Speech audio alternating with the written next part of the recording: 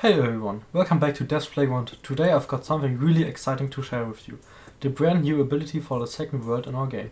This ability is all about survival, movement and light because, well, the second world is completely dark.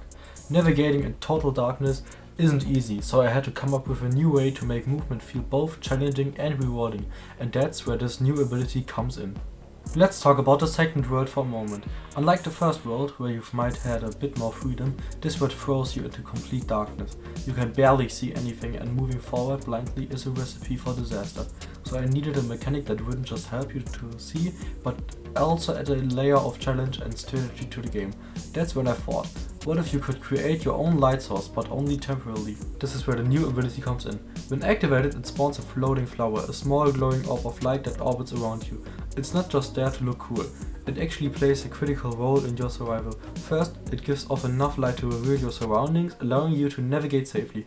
But it doesn't stop there. The flower also serves as a guide, subtly floating in the direction of the next checkpoint. So if you're ever unsure where to go, just watch where the flower is moving and it'll lead the way. Sounds pretty useful, right?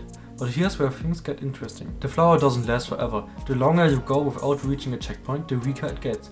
Its glow slowly starts to fade and eventually it disappears entirely. And when that happens, you're left in total darkness until you die.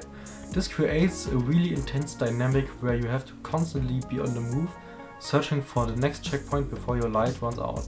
The world isn't just dark, it's actively working against you, and staying in one place for too long is a death sentence. Now let's talk about the importance of checkpoints. In most games, checkpoints are just a way to save progress, but here, they're your lifeline. Reaching a checkpoint refills your flower, restoring its light and allowing you to keep going.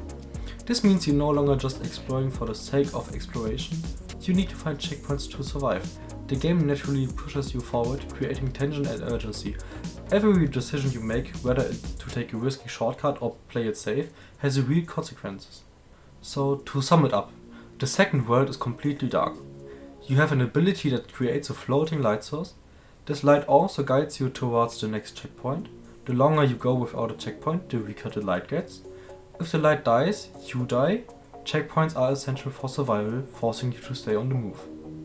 I really love how this ability changes the way you play. Instead of just wandering aimlessly, you have to be strategic, keep moving and make quick decisions. It's a mix of exploration, survival and time pressure all in one. And that's the new ability for the second world. I'm really excited to see how players react to it because I think it adds a whole new layer to the depth of the game.